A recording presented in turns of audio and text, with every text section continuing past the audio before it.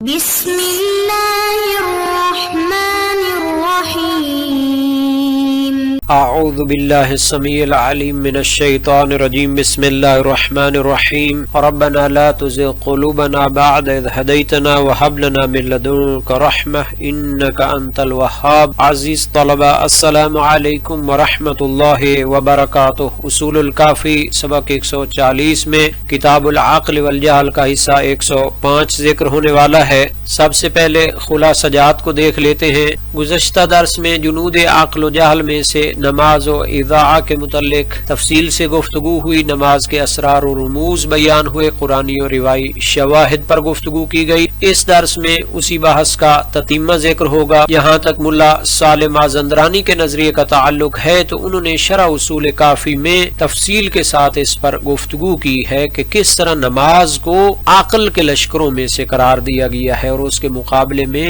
جہالت و نادانی کے لشکروں میں سے اضاعہ نماز کو قرار دیا گیا ہے۔ نماز کو ضائع کرنا اس کو جہالت کے لشکروں میں سے شمار کیا گیا، یعنی انسان کی گمراہی یہاں سے شروع ہو جاتی ہے، بلکہ ظاہر ہو جاتی ہے جب انسان نماز جیسی عبادت و بندگی کو چھوڑنے لگتا ہے یا اس سے غافل ہونے لگتا ہے۔ فرمایا نماز کو اس کی حدود و شرائط کے ساتھ کمال توجہ کے ساتھ انجام دینا یہ فضائل عقل میں سے کامل ترین چیز ہے، اور جب انسان نماز کو ضائع کرتا ہے، اس کی حدود و قیود و شرائط کا خیال نہیں رکھتا، تو یہ جہل کے رذائل میں سے ہے۔ چونکہ نماز کاملہ جب انسان کامل توجہ کے ساتھ اللہ کی بارگاہ میں نماز انجام دیتا ہے تو بہت سے نقائص سے بشری سے اور جسم و جسمانیات کی خواہشات سے دور ہو جاتا ہے اور کمالات سے متصف ہونے لگتا ہے،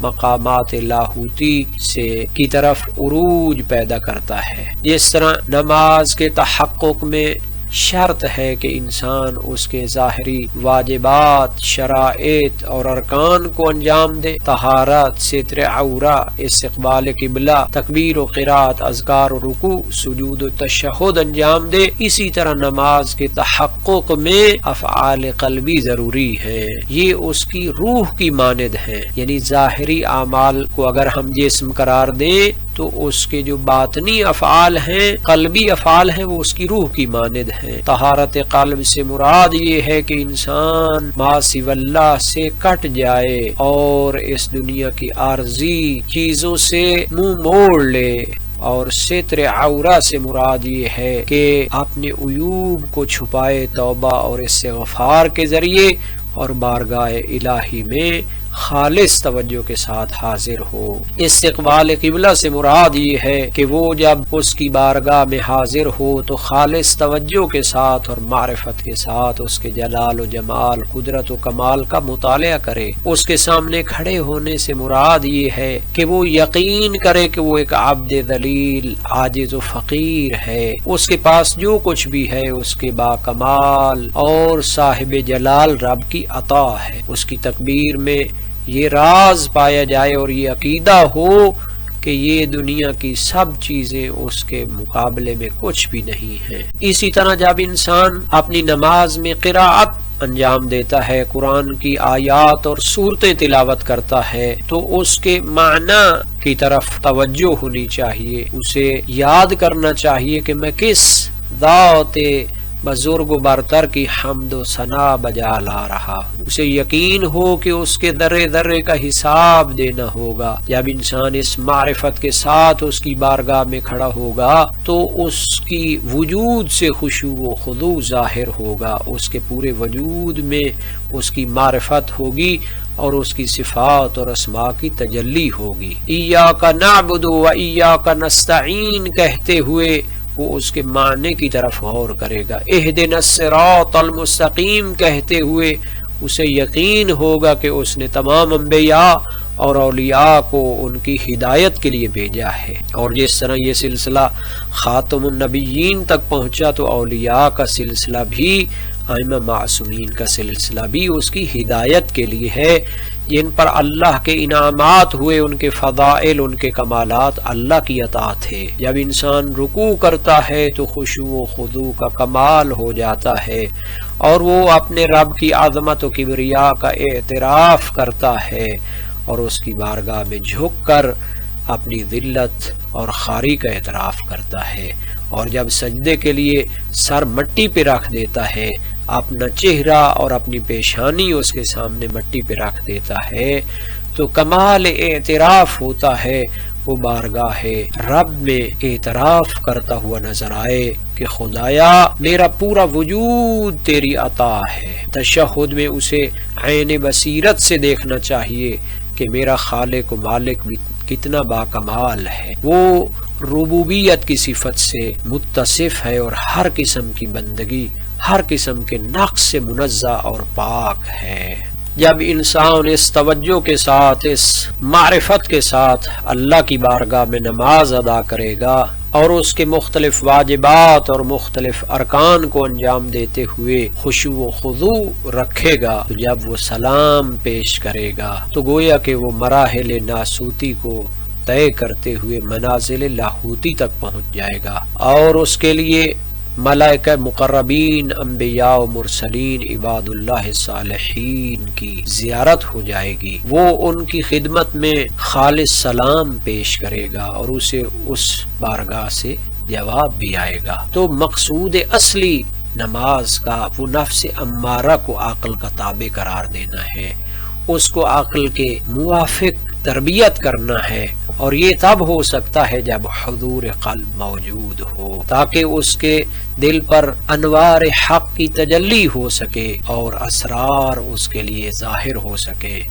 اور وہ جسمانی اور بشری عوائق کے پردوں سے نکل جائے اور عالم توحید کی سیر کر سکے۔ تو گویا یہ اعمال بدنی، افعال قلبی مل کر انسان عاقل کو معرفت ذات باری تعالیٰ اور اس کی صفات تک پہنچاتے ہیں اور انسان کی زندگی کو جنت کا نمونہ بنا دیتے ہیں۔ یہی وجہ ہے کہ نماز کے وصف جو قرآن و سنت میں بیان ہوئے ہیں وہ بھی اسی چیز کی رہنمائی کرتے ہیں۔ فرمایا ان الصلاۃ تنہی عن الفحشاء والمنکر، یہ کون سی نماز ہوتی ہے جو انسان کو برائیوں اور بے حیائیوں سے روکتی ہے، جو مکمل توجہ کے ساتھ پڑھی جائے۔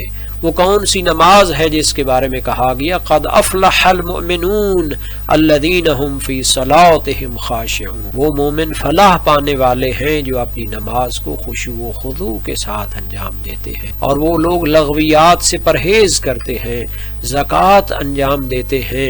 نبی اکرم صلی اللہ علیہ وآلہ وسلم کا فرمان ہے الصلاۃ عمود الدین، نماز دین کا ستون ہے۔ جناب ابو نعیم فاضل نے اس کو کتاب صلاۃ میں ذکر کیا ہے، ابن منیع نے اس کو ذکر کیا ہے، جیسا کہ جامع صغیر سیوطی اور کنوز الحقائق میں بھی ہے۔ اسی طرح نبی اکرم نے فرمایا الصلاۃ مفتاح الجنہ، نماز جنت کی مفتاح اور چابی ہے۔ جناب دارمی نے سنن میں اسے جابر بن عبداللہ انصاری سے نقل فرمایا ہے مفتاح الجنہ الصلاۃ۔ اسی طرح نبی اکرم کا فرمان ہے من صلی رکعتین ولم یحدث نفسه فیہما بشیء من الدنیا غفر اللہ ذنوبہ، اگر کوئی انسان 2 رکعت کمال توجہ کے ساتھ پڑھ لیتا ہے اور دنیا کی چیزیں اسے اپنی طرف نہیں کھینچ پاتی، تو گویا اللہ تعالیٰ اس کے تمام گناہوں کو بخش دیتا ہے، شیطانی طاقتیں اس سے دور ہو جاتی ہیں۔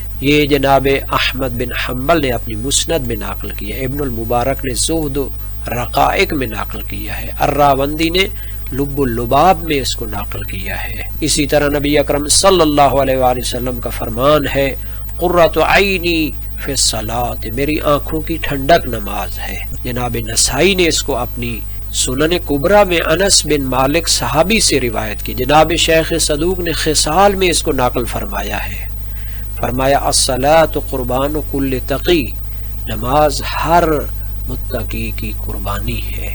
امام علی علیہ السلام نے اپنی آخری وصیت میں فرمایا اللہ اللہ فی الصلاۃ، یہاں پر بہت سارے دوسرے فضائل اور واجبات کی تاکید کی، وہاں نماز کے بارے میں وصیت فرمائی۔ یہاں نماز کے فضائل اور اس کے اسرار و رموز کو بیان کیا، وہاں پر اس کو ضائع کرنے کی مذمت بھی بیان کی گئی ہے۔ خود اس حدیث جنود عقل و جہل میں نماز کو ضائع کرنے کو جنود جہل میں شمار کیا، جاہل کی صفات میں شمار کیا ہے۔ کبھی اس کا معنی یہ ہوتا ہے کہ انسان اس کو چھوڑ دے اس کو بے اہمیت سمجھ کر، یا پھر یہ ہے کہ اس کو ظاہری طور پر انجام دینے کے باوجود افعال قلبی سے غافل ہو۔ بہرحال اگر انسان نماز کے حدود و قیود اور اس کی شرائط، اس کے واجبات کا خیال نہ رکھے، اس کے اسرار و رموز سے غافل ہو، تو یہ اسے اضاعہ اور ضائع کرنے کے برابر ہے۔ کبھی انسان اس حد تک جہل اور نادانی میں پڑ جاتا ہے کہ وہ اس کو مکمل طور پر چھوڑنے لگتا ہے، کیوں؟ چونکہ اس کا دل سیاہ ہو چکا ہوتا ہے، اس کی بصیرت زائل ہو چکی ہوتی ہے۔ کبھی وہ اس کو انجام دیتا ہے لیکن وہ آخر نماز تک توجہ نہیں رکھ پاتا، کیوں؟ چونکہ نفس امارہ اور شیطانی طاقتیں اس پر مسلط ہو چکی ہوتی ہیں، اس کا دل پاکیزہ نہیں ہوتا، اس کا دل معرفت الہی کی تجلی کے لیے خالص نہیں ہوتا، اور وہ دنیا کے مال و دولت کی طرف اور اس کے تفاخر کی طرف متوجہ ہوتا ہے۔ ایسے لوگوں کی مذمت میں قرآنی آیات بیان ہوئی ہیں۔ یہ آیت بہت سے علماء نے ذکر کی، فَخَلَفَ مِن بَعْدِهِمْ خَلْفٌ أَضَاعُوا الصَّلَاةَ وَاتَّبَعُوا الشَّهَوَاتِ فَسَوْفَ يُلْقَوْنَ غَيًّا۔ کچھ جاہل اور نادان ایسے ہیں جو نماز پڑھتے ہیں لیکن ان کے حالات بدلتے رہتے ہیں، کبھی ان کا دل حاضر ہوتا ہے، کبھی غافل ہوتا ہے۔ یہ مختلط کا عمل ہوتا ہے جس پر شیطان مسلط ہو چکا ہو۔ اگر وہ حق باری تعالیٰ کی معرفت رکھتا ہو اور اس کی بارگاہ میں جب حاضر ہوتا ہے تو پھر شیطان یا دنیاوی لذات کی طرف ہرگز وہ متوجہ نہیں ہوگا۔ بعض روایات میں ہے یقبل من صلاتہ بقدر ما یعقلہ، انسان کی نماز اتنی ہی قبول ہوتی ہے جتنی وہ اس کی معرفت رکھتا ہو۔ اس کا معنی یہ ہے کہ بعض اوقات نماز صحیح تو ہو جاتی ہے، ظاہری طور پر اس کا ذمہ بری ہو جاتا ہے، لیکن اس کی قبولیت اور اس کی روحانی پرواز معلق رہتی ہے۔ تو بہرحال یہ فضل الہی ہے کہ اللہ تعالیٰ انسان کو حقیقی معرفت عطا کرے اور وہ اس کی بندگی کا حق ادا کرے۔ واللہ ذو الفضل العظیم۔ جناب ملا شاعرانی نے شرح اصول کافی جناب مازندرانی کے ضمن میں جو حواشی بیان کیے ہیں ان میں نہایت علمی مطالب بیان ہوئے۔ یہاں پر انہوں نے تذکر دیا ہے کہ یہ جو علماء نے فرمایا ہے کہ قبول عمل ایک چیز ہے اور اس کا صحیح ہونا ایک چیز ہے، یعنی ایک عمل صحیح ہے، ظاہری طور پر اس کے حدود و قیود یا اس کے شرائط اور واجبات کو انجام دیا گیا ہے لیکن وہ مقبول ہونے کی صلاحیت نہیں رکھتا، تو اس کے بارے میں نظریات موجود ہیں۔ اہل تحقیق نے اس معنی کا انکار کیا ہے اور اسے حشویہ کی طرف نسبت دی ہے جو اہل حدیث میں سے ظاہر بین ہے۔ ان کا ماننا یہ ہے کہ جب ایک شخص حدود و قیود اور شرائط اور واجبات کے ساتھ ایک چیز کو انجام دیتا ہے تو اس کو ثواب ملنا چاہیے، عقلاً بھی اور نقلاً بھی، کیونکہ قرآن میں ہے فَمَن يَعْمَلْ مِثْقَالَ ذَرَّةٍ خَيْرًا يَرَهُ، کہ جو بندہ ایک ذرہ برابر بھی نیکی کرے گا تو اس کو دیکھے گا۔ اور جو دعویٰ کرتا ہے کہ اللہ تعالیٰ صحیح عمل کو قبول نہیں کرے گا، اگر اس کا یہ معنی لیا جائے کہ اصلاً اس کو ثواب نہیں ہوگا تو یہ قبیح ہے، اسے اللہ کی طرف نسبت نہیں دی جا سکتی۔ اور اگر اس کی مراد یہ ہو کہ اللہ تعالیٰ اسے معرفت کی کمی کی وجہ سے کم ثواب دے گا چونکہ شرائط کمال اس میں موجود نہیں ہے تو یہ بھی ممکن ہے، لیکن لفظ قبول سے یہ متبادر نہیں ہے۔ حق یہ ہے کہ ہر عمل جو صحیح ہوتا ہے مجزی ہوتا ہے اور اس پر ثواب دیا جاتا ہے، اگرچہ کہ اعمال شرائط کمال وغیرہ کے اختلاف سے خود ان کا حسن بھی کم یا زیادہ ہوتا ہے۔ بہرحال فرمایا جو کچھ شارح یعنی جناب ملا صالح مازندرانی نے ذکر فرمایا ہے یہ صحیح ہے، کیونکہ روایات سے اس چیز کو سمجھا جاتا ہے کہ اعمال صحیح تو ہوتے ہیں لیکن ان کی قبولیت معلق ہوتی ہے، تو روایات میں جو قبولیت کا معنی ہے وہ زیادہ ثواب سے لیا جائے گا۔ یہاں تک اس کے متعلق قرآنی اور روائی شواہد ہیں، تو قرآن میں بہت زیادہ آیات میں اس کی تاکید موجود ہے۔ یہاں پر عرفاء اسلام کے کچھ بیانات کو ذکر کرتے ہیں۔ امام خمینی علیہ الرحمہ نے آداب الصلاۃ میں فرمایا الصلاۃ ہی معراج العارفین سر الوصول الی الحق فمن لم يذق حلاوۃ المناجات فیہا فقد اضاعها فی عالم الغفلہ۔ نماز عارفین کی معراج اور حق تک پہنچنے کا راز ہے۔ جس نے نماز میں مناجات کی لذت کو نہ پایا اس نے عالم غفلت میں اسے ضائع کر دیا۔ سید حیدر آملی جامع الاسرار میں فرماتے ہیں الصلاۃ حرکۃ النفس من عالم الکثرہ الى الوحدہ والاضاعۃ وقوفها فی مظاہر الکثرہ دون التوجہ الى مبدأ الوحدہ۔ نماز نفس کی حرکت ہے کثرت کے جہان سے وحدت کی طرف، اور اضاعہ یہ ہے کہ انسان کثرت کے مظاہر میں رک جائے اور وحدت حق کی طرف متوجہ نہ ہو اور اس کے دل پر کمال الہی کی تجلی نہ ہو۔ جہاں تک نماز و اضاعہ کے متعلق قرآنی تعلیمات کا تعلق ہے تو فقط الصلاۃ کے عنوان سے 67 آیات میں اس کا ذکر ہے۔ اسی طرح باقی اس کے مشتقات وغیرہ بھی قرآن کریم میں بکثرت بیان ہوئے ہیں۔ فنادتہ الملائکۃ وہو قائم یصلی فی المحراب، آل عمران 39 میں ہے، یعنی انبیاء کی نماز کا ذکر ہوا ہے۔ اسی طرح نماز خوف کا ذکر ہوا ہے وَلْتَأْتِ طَائِفَةٌ أُخْرَى لَمْ يُصَلُّوا، سورہ نساء 102 میں، کہ حتیٰ جنگ کی حالت میں بھی نماز اور اس کو جماعت کے ساتھ انجام دینے کا ذکر ہے۔ اِنَّا أَعْطَيْنَاكَ الْكَوْثَرَ فَصَلِّ لِرَبِّكَ وَانْحَرْ، جب اللہ نے اپنے محبوب کو عظیم نعمت سے نوازا تو حکم دیا کہ اپنے رب کی نماز پڑھو۔ نماز کو مومنین کی اساسی نشانیوں میں شمار کیا۔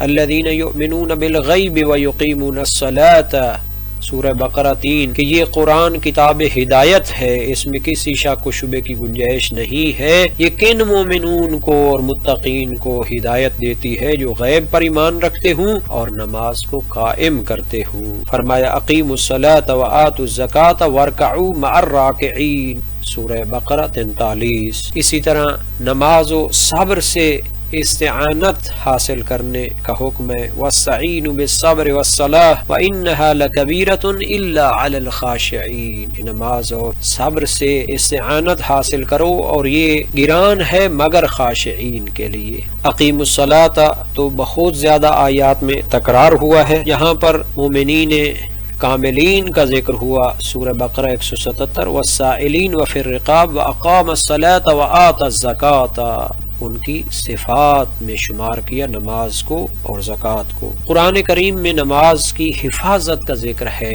حافظوا علی الصلوات والصلاۃ الوسطی۔ اسی طرح کامیاب لوگوں کی صفات میں 277 نمبر بقرہ میں فرمایا اقاموا الصلاۃ وآتوا الزکاۃ لہم اجرہم عند ربہم۔ اسی طرح سورہ نساء میں اس کی شرائط کو بیان کیا، یا ایھا الذین آمنوا لا تقربوا الصلاۃ وانتم سکارا، کہ نشے اور سکران اور غفلت کی حالت میں نماز کے قریب نہ جاؤ۔ اسی طرح سورہ نساء 103 میں فرمایا ان الصلاۃ کانت علی المؤمنین کتابا موقوتا، کہ مومنین پر نماز معین اوقات میں فرض کی گئی ہے۔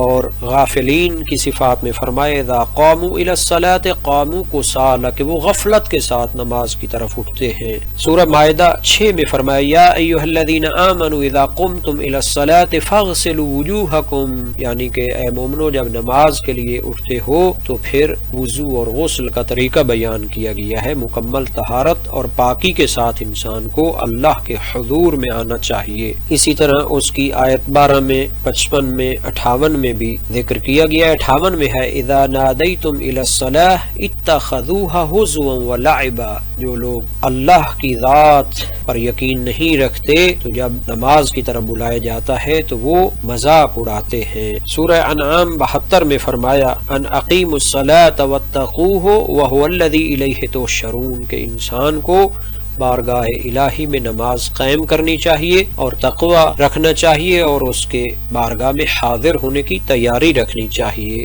کل قد علمت صلاتہ و تسبیحہ، یعنی پوری مخلوقات اور ہر موجود اپنے رب کی بارگاہ میں جو ذکر کرتی ہے، تسبیح کرتی ہے، وہ اس کی حقیقت کو جانتی ہے۔ سورہ ماعون میں ان نمازیوں کے لیے ویل قرار دی گئی ہے جو اپنی نماز میں غفلت کرتے ہیں، اور سورہ مدثر آیت 43 میں فرمایا کہ اضاع نماز یہ انسان کی ناکامی کا سبب ہے۔ جب ان سے پوچھا جائے گا ما سلککم فی سقر قالوا لم نک من المصلین، کہ ہم نماز پڑھنے والے نہیں تھے۔ آج کے سبق کا خلاصہ دیکھ لیتے ہیں۔ جنود عقل و جہل میں سے نماز و اضاعہ کے متعلق مفہوم شناسی، قرآنی اور روائی شواہد پر تفصیل سے گفتگو ہوئی ہے۔ اس درس کے متعلق تمرینی سوالات کو بھی دیکھ لیتے ہیں اور اللہ تعالی سے دعا کرتے ہیں کہ ہمیں قرآن و سنت کو سمجھنے اور ان پر عمل کرنے کی توفیق عطا فرمائے۔